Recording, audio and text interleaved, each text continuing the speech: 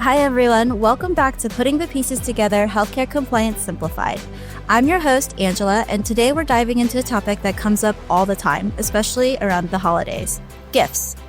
Gifts from patients, gifts from vendors, gifts that seem thoughtful but could cross the line without us even realizing it. To help us talk through what's allowed, what's not, and why these rules matter, I'm joined by our Chief Compliance Officer, Andrea Eklund, and our Associate General Counsel, Allison Stocker. Thank you both for being here. Always glad to join. Happy to be here. Thanks for having me. Let's start simple. When we talk about gifts in healthcare, things can get complicated quickly. But at a high level, why do we need rules around this? Great question. In healthcare, even something small, like cookies or a gift card, can unintentionally look like we're giving or receiving favors in exchange for something. These rules protect our team members, our patients, and the organization. And from a legal standpoint, we're guided by state and federal laws, principally the anti-kickback statute and the Stark Law. Those laws don't just apply to big payments. They apply to anything of value and take a cumulative view of value changing hands. So small exchanges can quickly add up to much bigger amounts, and clear boundaries help keep everything above board. All right, let's jump into the first big area, gifts from patients. This is where team members often say, they were just being nice. Is it really a problem?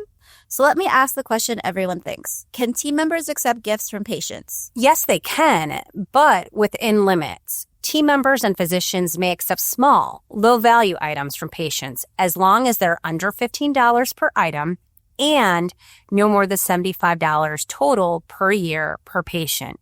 And really, they should be tangible items, not cash or cash equivalents. So a patient bringing in cookies or a small plant? Totally fine, as long as it's modest and not solicited.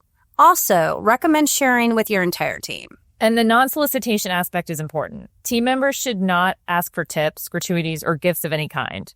If the gift feels expected, legally the situation changes. It can cross into something that looks like an obligation tied to providing healthcare services, and that creates some risk. What about situations where a patient wants to give something bigger? Maybe as a thank you for saving their life or helping them through a tough time. Well, first, I'm happy the patient had such a positive experience at Baptist and feels strongly about giving a meaningful gift. But after expressing appreciation to the patient, we want to redirect them to the Baptist Health Foundation, which does an outstanding job accepting those gifts and maximizing their impact where it is needed most. We do not want individual team members or departments accepting expensive or lavish personal gifts. The foundation can channel that gratitude safely and legally. It helps protect everyone from unintentional legal issues, especially with Medicare and Medicaid beneficiaries. Offering or receiving anything of value that might influence their care decisions is prohibited. Also, we do not want someone to feel discriminated against, or there's preferential treatment because of someone's ability to pay. Let's talk specifically about physicians. Do the same rules apply to them? Yes, and in some cases, the rules are even tighter. Employed physicians can receive same small value patient gifts under $15 each. For independent physicians, any gift that does not fall within a protected legal framework, like a meal in the physician's lounge when they're working, risks violating the Stark Law.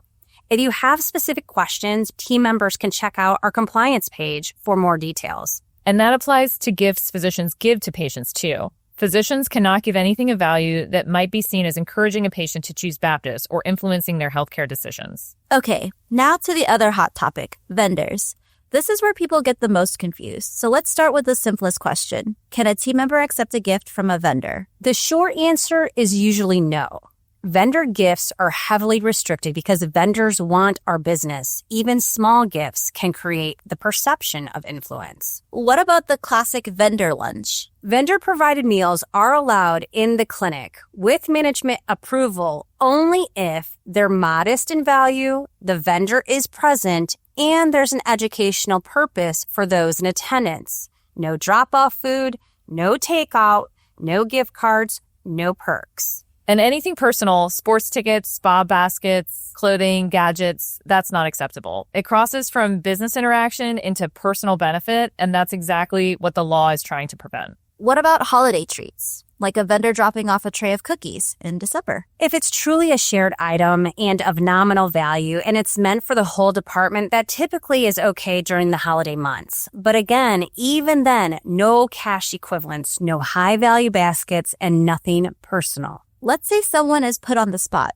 Maybe a patient hands them something or a vendor unexpectedly offers a gift. What's your best advice? Take a quick pause. You don't have to make a decision in the moment. You can always say, "Thank you so much. I'm not certain if I can accept this, so please allow me to check with our gifting policy and get back to you."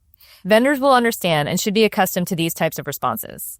Patients may be a little more surprised to know that this is another highly regulated area of the healthcare industry. And then call us. Compliance is here to help. No one should ever feel rude or uncomfortable saying, "Let me just verify this first." This has been such a helpful conversation. Gift giving can feel harmless, but in healthcare, even the smallest gestures can have compliance implications. Thank you both for joining me today and helping break this down in a simple, human way. Always happy to help. Thanks for having us. And to our listeners, if you ever have questions about patient gifts or vendor interactions, we're here to help.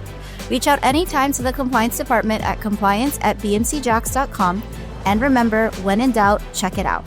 Also, don't forget, the updated Gifts and Business Courtesies Policy 6.6.1 goes into effect January 1st, 2026. For more details, visit our compliance page on the exchange and subscribe to our Compliance and Integrity monthly newsletter to stay in the know. Thanks for tuning in to Putting the Pieces Together, Healthcare Compliance Simplified. We'll see you next time. The preceding program was recorded and produced by the Learning and Development Team at Baptist Medical Center, Jacksonville.